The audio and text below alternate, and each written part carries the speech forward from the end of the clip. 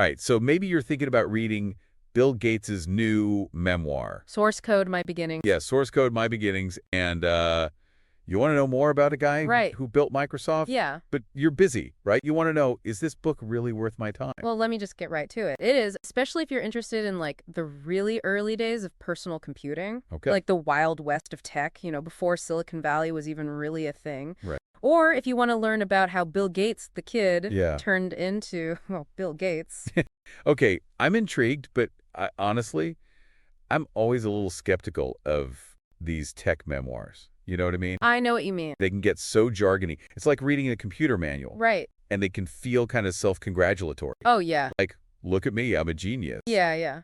Does Gates avoid that? He actually does. And that's one of the things that surprised me the most about source code. It's so personal. Okay.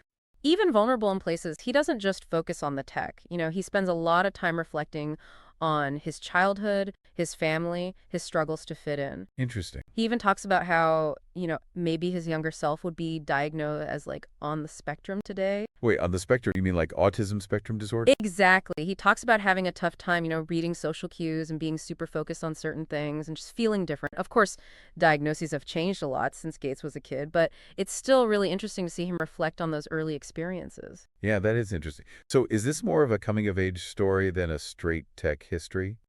I think you could say that. Yeah, it's like you're watching the origin story of a superhero, Right. But instead of superpowers, it's all about this kid obsessed with computers, and he just has this drive to learn and to build. There are some great stories in there, too, like sneaking out at night to use the school's computer, or like how he read the whole World Book Encyclopedia as a kid. Wow.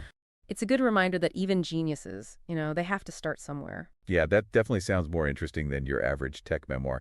But I have to ask, does it get too technical? Yeah. Will I need a computer science degree to understand it? Not at all. Gates is really good at explaining complex things in a way that anyone can understand. Okay. He uses these really good analogies to make those technical details come to life. Give me an example. Sure. Like he compares building an operating system to building a house, brick by brick. Okay. He shows how each piece of code fits together to create this bigger, more complex thing. That's a really good analogy. Right. It makes me think of those really complicated Lego sets where you start with all these little pieces and you end up with this amazing structure. Exactly. He breaks those technical concepts down into like bite-sized pieces so you don't get lost in all the jargon. I've read some other books about this era, the early days of personal computing, like Fire in the Valley. Oh, yeah. And Parts of Silicon Valley. They kind of cover the bigger picture, the rise of Apple, the whole tech revolution. Does source code offer anything new? Absolutely. Those other books, they give you this like panoramic view.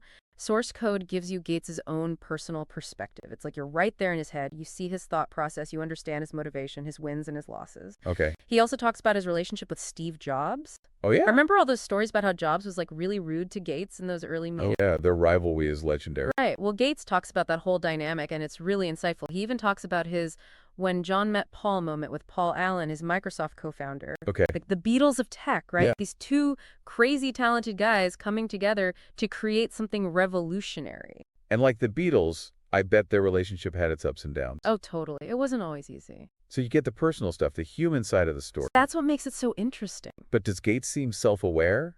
Or is it all just, me? That's a good question. I had that same thought going in. But honestly, Gates is surprisingly introspective. Really? Yeah. He doesn't shy away from his flaws. Like what? He admits that he's incredibly competitive sometimes, too much.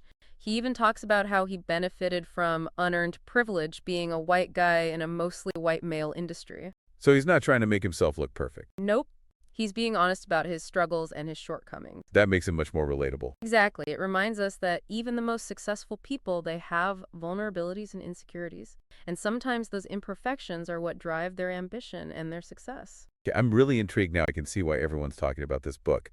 I have to know, how does it end? Does it leave you satisfied or wanting more? Well, that's the thing. Source code, it only covers the first 25 years of Gates' life. Oh, really? It ends with Microsoft moving to Seattle. So it's like a prequel? Kinda, yeah. We don't get to like the Microsoft wars, No. the antitrust battles, all that stuff. Not in this one. He's actually planning on writing 2 more books. One's going to be about the whole rise of Microsoft, and the other one's going to be about all of his work with the Gates Foundation. Oh, so he's leaving us hanging. He is. Clever marketing strategy. Right.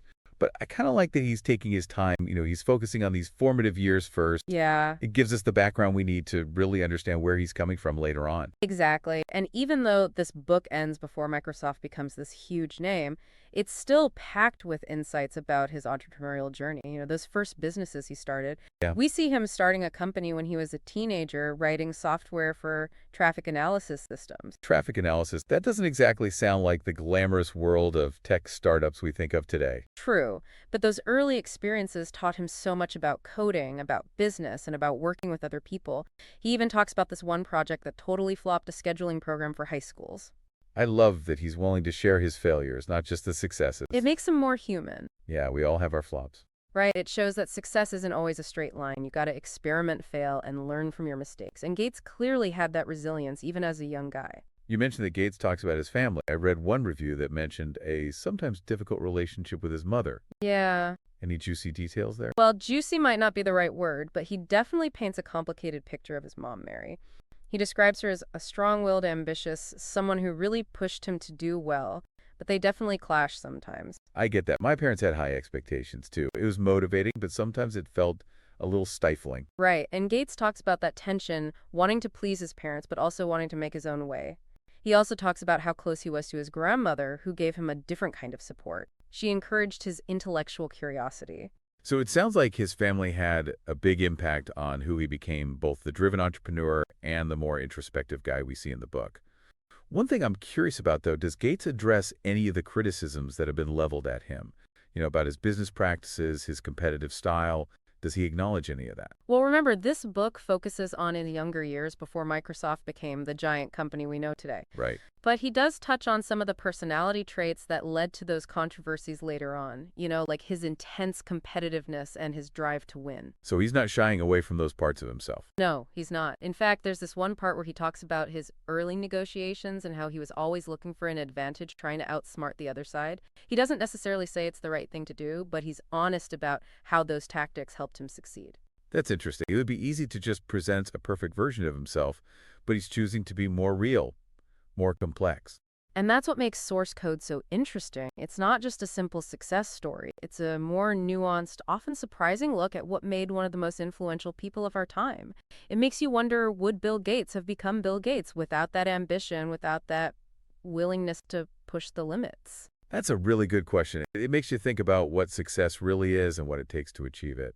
What about you? What impressed you the most about the book? Was there anything that really surprised you? You know what I was struck by? How deeply personal his reflections were. There's this one part where he talks about the death of his good friend Kent Evans, who died in a mountain climbing accident when they were both teenagers. Oh, wow. It's really sad, and Gates writes about it with so much emotion. He talks about how that loss made him think about his own life and what really mattered. I didn't know anything about that part of his life. Yeah, it seems like it was a turning point for him. It really shaped his perspective on things. It definitely adds another layer to the book, makes it more than just a memoir. Yeah, I think that's right. It's a reflection on life, on death, on what it all means. He's not just telling us what happened, he's trying to make sense of it all, understand how it made him who he is. And that journey is what makes the book so engaging. You really start thinking about these things yourself. We talk a lot about context on this show, and it sounds like source code gives us this really valuable window into the early days of computing. It does. You get a real sense of the excitement. It was like the Wild West back then. Gates describes those old computers, the late nights, coding the friendships and the rivalries.